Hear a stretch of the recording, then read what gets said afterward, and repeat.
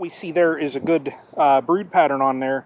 Hey everybody, welcome to Castle Hives, Northeast Ohio beekeeping.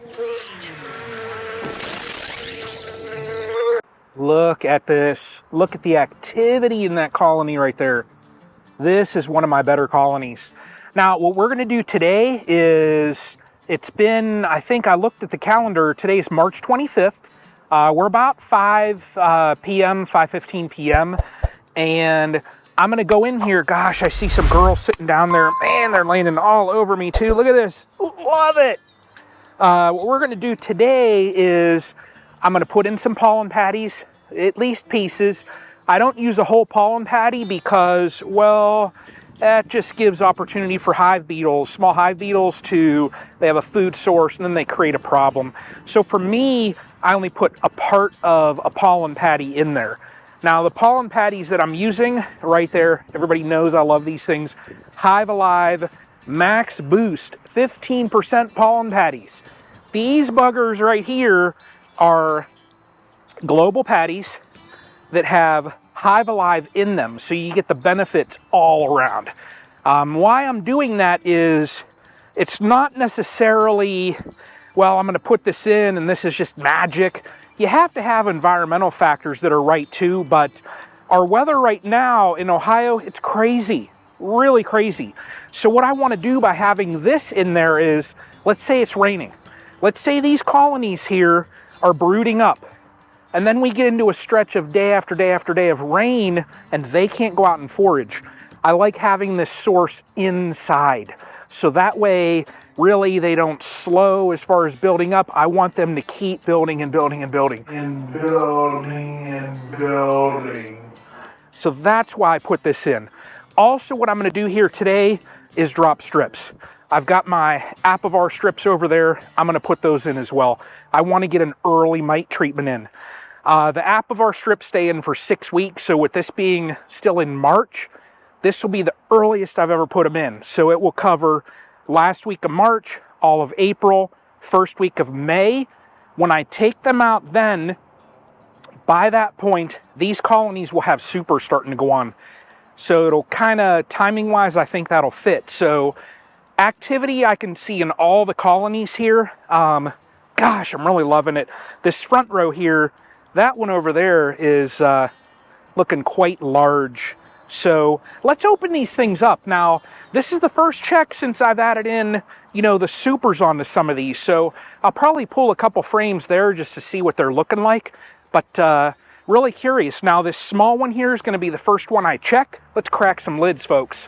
Okay, got my Apivar strips there. Got my global patty here with the Hive Alive, so these Hive Alive patties. While this was smaller, you know, there's a good little cluster of bees on there right now. This colony is probably going to end up making it through, so I will most likely set that patty right there. Got this center area where I can lift this off and put in fondant. I can take a small piece of this and set it right in here as well and give them an area. I want to see if in this colony here, if they're working any of these frames up in the supers. So the queen has been up here, brood there. Oh yeah, nice brood pattern here. So this whole pattern in here, now up here is worker brood, but all right there is drone brood. So, you know, this colony is telling me here in a little bit, we're going to be swarming on you. And I can see looking in there, there's eggs. Eggs are in there as well. That is good. That's for one of my larger colonies. That's what I want. This colony right here has wiped out that fondant that's in there. Let's see if this queen has moved up. That's excellent. I can see brood right in there. So, excellent. Nice fresh wax on there. Oh my gosh, look at that. Look at that. Beautiful job. Very little smoke. You saw that I used, and behavior-wise, this colony, you know, so far, not too bad. There we go. There's that. And we're going to give them this right here, and I'm putting it right over that brood area. Okay. So she's up here because what we see there is a good brood pattern on there. And I can see eggs. This is black foundation there. Nice. We see brood here, and look at that right there. Right there is my queen. Look at how calm, mellow, and chill she is. So this one right here, you can see the behavior here. I probably am going to mark her because I want to keep her. So let me set this right there real quick, and let me go grab my marker. And there she is. There she is right there. I'm going to capture that queen. Right in there. Okay, now she's in my one-handed queen catcher, and I have a red marking pen because that is last year. There we go. There she is. So I have her here, and I'm marking on her body there. You see she's got a good red dot on her. And I'm going to give this just a second to dry. So while that's drying, I'm going to go ahead and get my strips. And there she goes, right back down into that colony. Excellent. Yeah, this one here is definitely the temperament that I want. You saw how mellow that colony there was. I love working colonies that are like that. So let's get to the last one up there. Check out that top real quick. Throw in a patty, throw in our strips, and call it a day. All right, so we got the strips in, got the pollen patties in. This last colony here, they're up. There's several frames of brood in this top super here. That's good, that's what I wanted. The 3 colonies down over here, same exact thing. They are actually up in the supers. There's brood up there. That's what I want. I want them, with what I'm going to do this year is with the single brood chamber. Right now, basically in a sense, they're working 2 boxes. What I'm going to do when the nectar flow really hits is there's going to get an excluder put here. The queen is going to be forced to lay in this lower box, and then I'm going to add on supers up top. So we'll see if it works. Now there's a couple colonies here that I'm going to end up having to split to boost my numbers. My numbers are not where I want them at. I took some losses in the winter. I'm open about that, so I share all of that. But for these right here, the ones that I have surviving, they're doing pretty good. Now, other than the one up front that's smaller, I need to get in there just to check it. I actually think what bees are up there, I think it's done. So, you know, one that small, maybe it was a poorly mated queen. I don't know. But we'll see. You know, the season is going to be upon us here. What I have here, I'm going to boost my numbers. You know, let's say I have 7.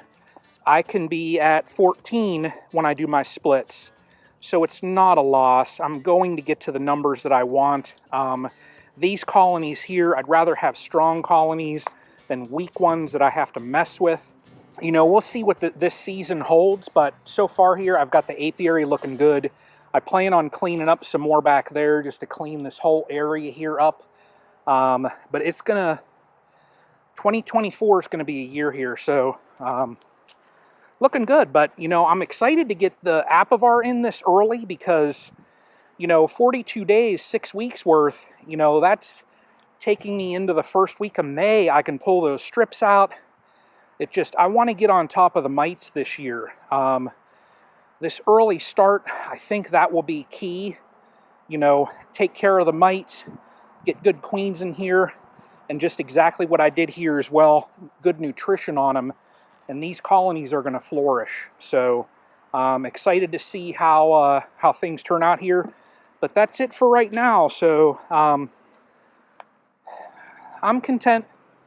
So really content, but appreciate you guys watching. You know, stay tuned. If you want to watch more beekeeping, this right here is Northeast Ohio Beekeeping. So really excited. Now, I do want to point out also the Queen Right dials. So you'll notice I've got dials on these colonies. Now, we see a dial on an Apimaye.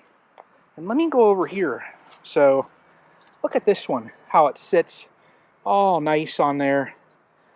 There's going to be some exciting news coming up here very soon about this right here. So really excited to share the information.